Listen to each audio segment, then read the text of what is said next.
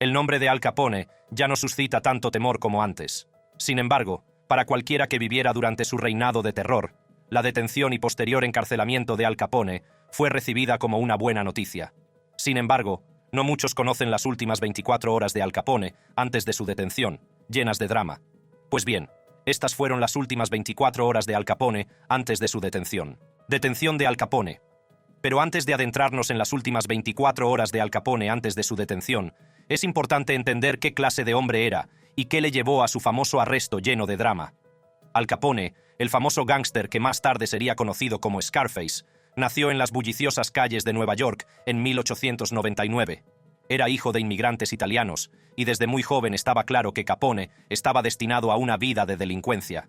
Capone creció en los duros barrios de Brooklyn y se sintió atraído por el atractivo de las calles. Rápidamente se involucró en bandas de poca monta, buscando un sentimiento de pertenencia y poder. En esa época se unió a la infame banda Five Points, una organización criminal que operaba en la ciudad. Bajo la dirección de su mentor, Frankie Yale, Capone aprendió los trucos del oficio y perfeccionó sus habilidades como joven matón. Aprendió rápido y demostró un talento natural para la manipulación y la violencia. La reputación de Capone empezó a crecer y pronto se convirtió en un socio de confianza dentro de la banda. Pero las ambiciones de Capone iban más allá de los confines de Nueva York. En 1919 recibió una invitación que cambiaría el curso de su vida. Johnny Torrio, jefe de un poderoso sindicato criminal, ofreció a Capone la oportunidad de unirse a él en Chicago. Ávido de nuevas oportunidades y hambriento de poder, Capone aceptó la oferta sin dudarlo. Al llegar a Chicago, Capone no tardó en hacerse un nombre. Rápidamente se involucró en el crimen organizado, trabajando como portero en un burdel propiedad de Torrio. Fue allí donde llamó la atención de su futuro mentor, que reconoció el potencial de Capone y lo tomó bajo su protección. Bajo la dirección de Torrio, Capone ascendió rápidamente en el mundo del AMPA. Demostró ser un ejecutor leal e implacable y se ganó la confianza y el respeto de sus superiores. Capone pronto se convirtió en la mano derecha de Torrio, una posición que consolidaría su lugar dentro del Chicago Outfit. A medida que crecía la influencia de Capone, también lo hacía su imperio criminal. Expandió el negocio del contrabando por medios violentos, eliminando bandas rivales y estableciendo su dominio sobre el lucrativo comercio ilegal de alcohol. La fama de brutalidad e intrepidez de Capone se extendió por toda la ciudad, ganándose una reputación temible. Pero no eran solo sus actividades delictivas las que distinguían a Capone. También se hizo famoso por su extravagante estilo de vida, alardeando de su riqueza mala vida con joyas caras y fiestas fastuosas. La extravagante personalidad de Capone no hizo sino aumentar su misticismo, convirtiéndole en una figura más grande que la vida a los ojos del público. A medida que avanzaba la década de 1920, el control de Capone sobre Chicago se iba estrechando. Sus provechosas relaciones con el alcalde William Hale Thompson y el corrupto Departamento de Policía de Chicago le permitieron actuar con relativa impunidad. La ciudad se convirtió en su patio de recreo y Capone se deleitó con su poder e influencia. Sin embargo, el reinado de Capone como jefe del crimen acabaría llegando a su fin. Su participación en la tristemente célebre masacre de San Valentín de 1929 marcaría un antes y un después en su carrera criminal. El brutal asesinato de 7 miembros de la banda rival North Side dañó la imagen pública de Capone y le valió el calificativo de enemigo público número 1. La época de la ley seca había convertido Chicago en un hervidero de actividad criminal, y Capone no perdió tiempo en dejar su huella. El primer gran desafío para Capone fue la banda North Side, dirigida por el famoso George Bugs Moran. La banda del North Side controlaba una parte importante del comercio ilegal de alcohol de Chicago, y Capone la consideraba una amenaza directa para sus ambiciones. La rivalidad entre Capone y Moran degeneró en un violento conflicto que se convertiría en legendario en los anales del crimen organizado. Las dos bandas se enzarzaron en una serie de brutales guerras territoriales, en las que cada una se disputaba el control de las lucrativas operaciones de contrabando. A pesar de la indignación pública y de las demandas de justicia, Capone consiguió mantener el poder. Había cultivado provechosas relaciones con figuras influyentes, incluidos políticos y agentes de la ley. Estas alianzas le permitían operar con relativa impunidad, ya que contaba con la protección de las altas esferas. El control de Capone sobre el comercio ilegal de alcohol continuó expandiéndose y se convirtió en el capo indiscutible de la organización Chicago Outfit. Su imperio se extendía por toda la ciudad, con bares clandestinos, cervecerías y operaciones de contrabando bajo su mando. La crueldad y astucia de Capone no tenían parangón, y eliminaba a cualquiera que se atreviera a desafiar su autoridad. En 1926, Moran escapó por los pelos de un intento de asesinato orquestado por los hombres de Capone. Este suceso, conocido como el tiroteo del Hawthorne Inn, intensificó aún más la rivalidad entre las dos bandas. La masacre de San Valentín fue la culminación de una amarga rivalidad entre el Chicago Outfit de Capone y la North Side Gang, liderada por George Boggs Moran. Las dos bandas se disputaban el control del lucrativo negocio del contrabando en Chicago, y las tensiones habían ido en aumento desde hacía algún tiempo. Aquel fatídico día, 7 miembros de la banda del North Side fueron atraídos a un garaje de North Clark Street con el falso pretexto de un lucrativo negocio de contrabando. Sin que ellos lo supieran, los hombres de Capone estaban al acecho, armados con ametralladoras. Cuando los desprevenidos miembros de la banda del North Side entraron en el garaje, recibieron una lluvia de balas. La masacre fue rápida y brutal, y las víctimas murieron o agonizaron en el suelo manchado de sangre.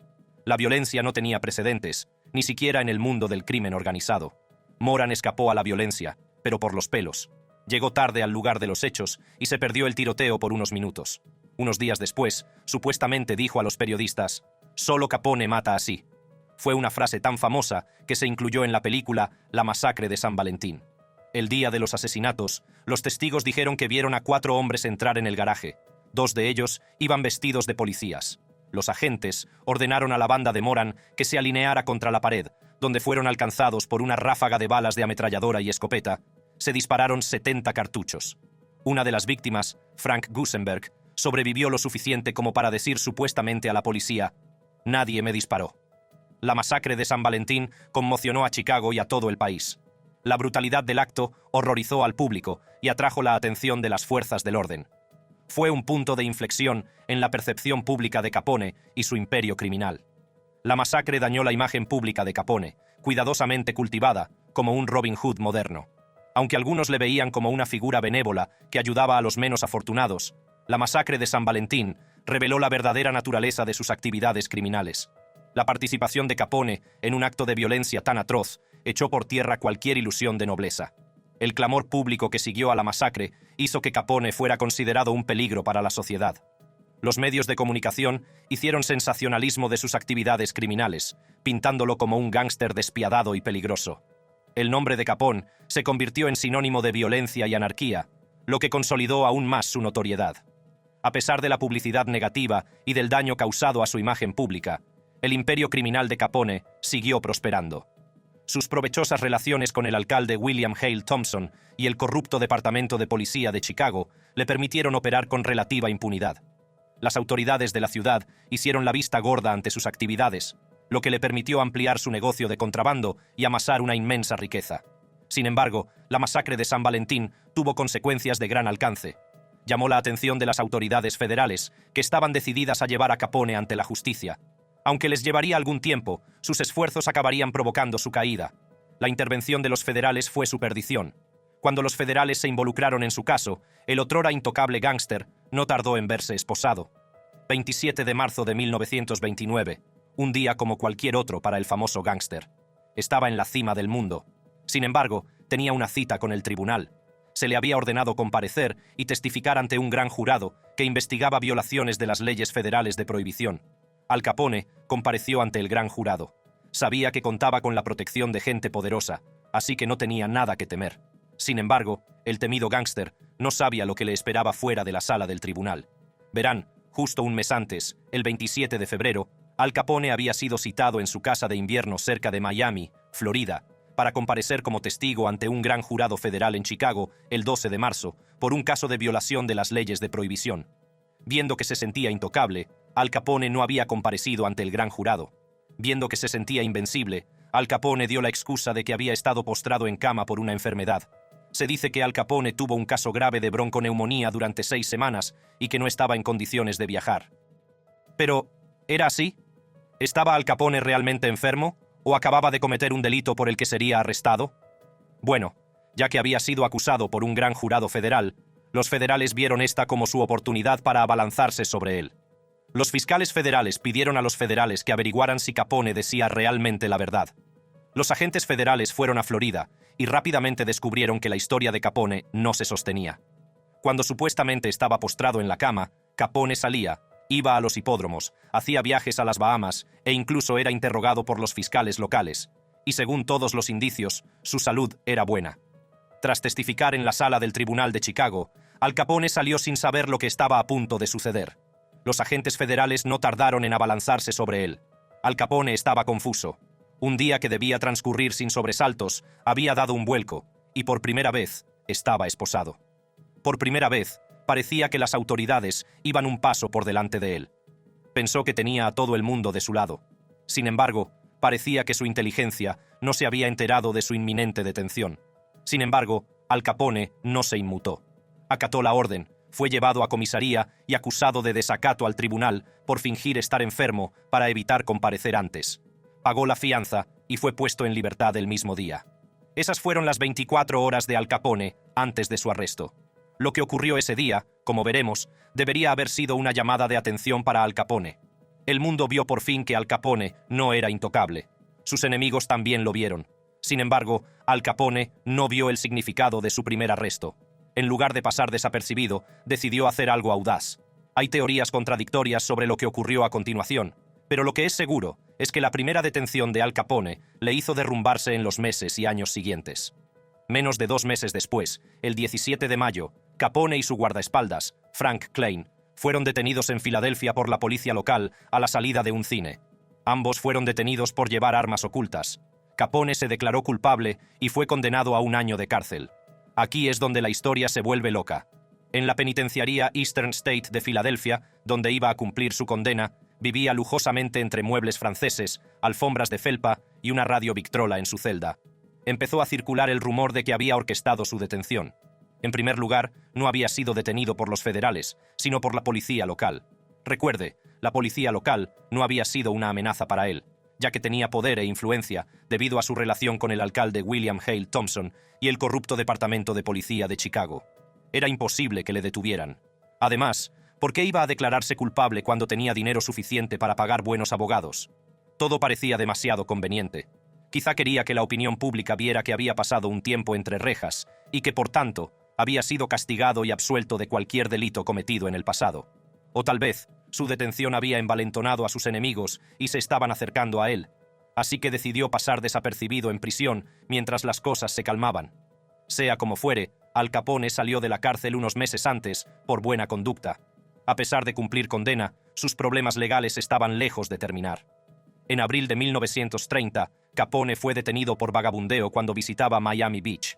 El gobernador había ordenado a los sheriffs que le expulsaran del estado. Capone afirmó que la policía de Miami le había negado comida y agua y amenazado con detener a su familia. Fue acusado de perjurio por hacer estas declaraciones, pero fue absuelto tras un juicio de 3 días en julio. Sin embargo, su suerte se acabaría pronto, ya que los federales se movilizaron para encerrarlo definitivamente. Habían estado construyendo en silencio un caso contra Al Capone, y en 1931, Capone tuvo que enfrentarse a otro cargo. Los cargos contra él no eran por los crímenes violentos que había cometido, sino por algo aparentemente menos glamuroso: evasión de impuestos. Encarcelamiento de Al Capone. En un principio, Capone se declaró culpable de algunos de los cargos, con la esperanza de conseguir una sentencia más indulgente. Sin embargo, más tarde anuló su declaración de culpabilidad, ya que el juez se negó a cumplir el acuerdo de 2 años y medio. El equipo jurídico de Capone luchó con uñas y dientes para socavar los argumentos del gobierno, pero sus esfuerzos fueron en vano. Los abogados de Capone, que habían confiado en el acuerdo con el fiscal, tuvieron apenas unas horas para preparar el juicio y presentaron una defensa débil, centrada en afirmar que prácticamente todos sus ingresos se habían perdido en el juego. En un juicio muy publicitado, Capone se enfrentó a un jurado de sus iguales. La sala estaba abarrotada de espectadores, deseosos de presenciar la caída de uno de los gángsters más famosos de la época.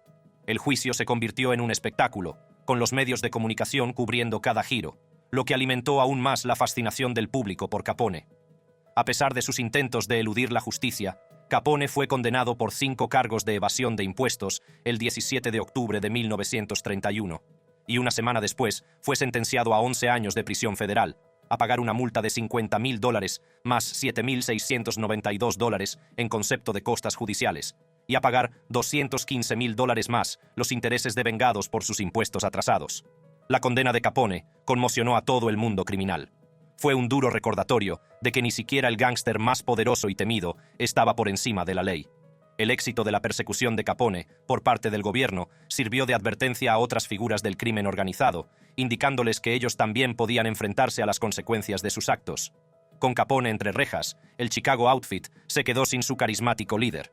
El imperio criminal que había construido empezó a desmoronarse. Sin embargo, la organización no desapareció del todo. El subjefe de confianza de Capone, Frank Nitti, asumió el cargo de nuevo jefe, intentando mantener el control y el funcionamiento de la organización. Nitti, un individuo astuto y despiadado, había sido un leal lugarteniente de Capone durante años. Con su ascenso al poder, el Outfit continuó operando, aunque a un nivel inferior y con un enfoque diferente. Nitti era conocido por sus métodos más discretos y calculados, evitando la violencia abierta que había caracterizado el gobierno de Capone. Bajo el liderazgo de Nitti, el Chicago Outfit se centró en otras actividades delictivas lucrativas. La prostitución, el chantaje sindical y el juego se convirtieron en las principales fuentes de ingresos del crimen organizado en la ciudad. El Outfit mantuvo su influencia y control, aunque de forma más encubierta. Aunque Nitti consiguió mantener la organización a flote, la ausencia de Capone se hizo sentir. El crimen organizado de la ciudad tuvo un perfil más bajo una vez derogada la ley seca, ya receloso de la atención después de ver cómo la notoriedad de Capone le hacía caer, hasta el punto de que existe una falta de consenso entre los escritores sobre quién tenía realmente el control y quién era un jefe de fachada figurado. Pero a finales de la década de 1950, los agentes del FBI descubrieron una organización dirigida por antiguos lugartenientes de Capone que reinaba en los bajos fondos de Chicago. Tras su condena por evasión de impuestos en 1931, Al Capone fue enviado a la penitenciaría de Atlanta para cumplir su pena.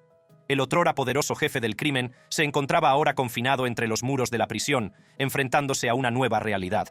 A su llegada a Atlanta, le diagnosticaron oficialmente sífilis y gonorrea. También sufría síntomas de abstinencia por su adicción a la cocaína, cuyo consumo le había perforado el tabique nasal. Capone era competente en su trabajo en prisión de coser suelas de zapatos durante 8 horas al día, pero sus cartas apenas eran coherentes.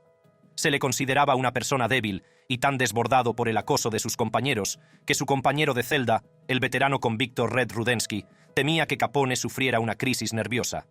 Rudensky había sido un delincuente de poca monta asociado a la banda de Capone y se convirtió en su protector.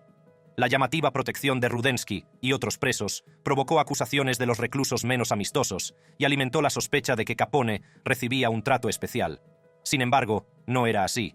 A diferencia de su primer encarcelamiento en la Eastern State Penitentiary de Filadelfia, donde supuestamente vivía rodeado de lujo, con muebles franceses, alfombras de felpa y una radio Victrola en su celda, en su nueva prisión era tratado como cualquier otro recluso. Nunca surgieron pruebas sólidas, pero formaron parte de la justificación para trasladar a Capone a la recién inaugurada Penitenciaría Federal de Alcatraz, frente a la costa de San Francisco. La estancia de Capone en prisión no fue nada fácil. Se le asignó una celda en la sección hospitalaria debido al deterioro de su salud. Los efectos de la neurosífilis, una enfermedad que había contraído años antes, estaban haciendo mella en su cuerpo y su mente. La neurosífilis es una forma grave de sífilis que afecta al sistema nervioso central. La enfermedad de Capone provocaba una serie de síntomas, como pérdida de memoria, confusión y dificultades motrices. Era un duro recordatorio de las consecuencias de su temerario estilo de vida.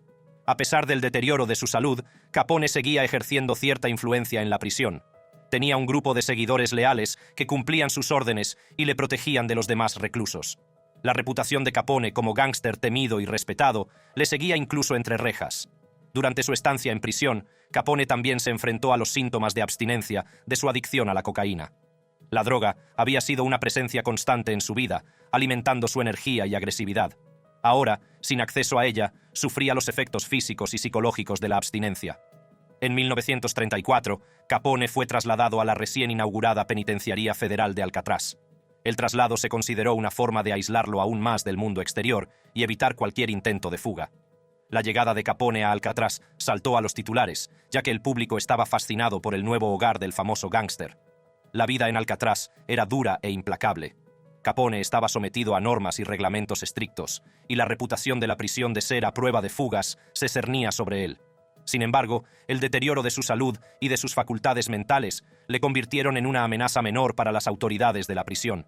De hecho, debido a su buen comportamiento, a Capone se le permitió tocar el banjo en la banda de la prisión de Alcatraz, The Rock Islanders, que ofrecía regularmente conciertos los domingos para otros reclusos. Capone también transcribió la canción Madonna Mía, creando su propio arreglo como homenaje a su esposa Mae. En 1936, la estancia de Capone en Alcatraz dio un giro violento. Fue atacado por un compañero, James Lucas, en las duchas de la prisión. Lucas, que cumplía condena por tráfico de drogas, apuñaló a Capone varias veces con un cuchillo improvisado. El ataque dejó a Capone con cicatrices y dañó aún más su ya frágil salud. Como las facultades mentales de Capone seguían deteriorándose, fue trasladado a la sección hospitalaria de Alcatraz. Allí recibió atención médica constante, ya que su estado empeoraba. El otrora poderoso jefe del crimen era ahora una sombra de lo que fue, luchando contra los efectos de la neurosífilis. Pasó el último año de su condena en Alcatraz, en la sección hospitalaria, confuso y desorientado. Capone cumplió su condena en Alcatraz el 6 de enero de 1939 y fue trasladado al Correccional Federal de Terminal Island, en California, para cumplir su condena por desacato al tribunal. Fue puesto en libertad condicional el 16 de noviembre de 1939, después de que su esposa Mae apelara al tribunal, basándose en sus reducidas capacidades mentales. En 1939, tras cumplir casi 8 años de su condena, Capone salió de prisión en libertad condicional. El deterioro de su salud y las súplicas de su familia desempeñaron un papel importante en la decisión de concederle la libertad anticipada. El tiempo que Capone había pasado entre rejas había hecho mella en su cuerpo, y estaba claro que ya no era la figura poderosa de antaño. Tras su puesta en libertad, fue ingresado en el hospital Johns Hopkins de Baltimore para el tratamiento de una paresia sifilítica. Debido a su desagradable reputación, el Johns Hopkins se negó a tratarle, pero el Union Memorial Hospital de la ciudad estuvo dispuesto a aceptarle como paciente. Capone estaba agradecido por la compasiva atención que recibió y donó 2 cerezos llorones japoneses al Union Memorial Hospital en 1939. Tras unas semanas de cuidados hospitalarios y ambulatorios, el 20 de marzo de 1940, un Capone muy enfermo abandonó Baltimore y viajó a su mansión de Palm Island, Florida. En 1942, tras iniciarse la producción masiva de penicilina en Estados Unidos, Capone fue uno de los primeros pacientes estadounidenses tratados con el nuevo fármaco. Aunque ya era demasiado tarde para revertir los daños cerebrales, frenó la progresión de la enfermedad. En 1946, su médico y un psiquiatra de Baltimore le examinaron y concluyeron que Capone tenía la mentalidad de un niño de 12 años. Pasó los últimos años de su vida en su mansión de Palm Island, pasando tiempo con su mujer y sus nietos. Pasó los últimos años de su vida en su mansión, conocida como Capone's Hideaway, donde llevaba una vida tranquila y retirada. En 1947, Capone sufrió un derrame cerebral en su casa de Florida. La apoplejía le dejó en un estado debilitado.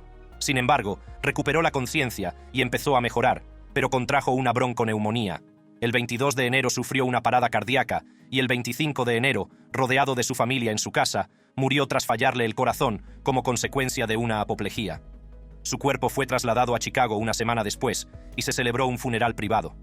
En un principio, fue enterrado en el cementerio Mount Olivet de Chicago.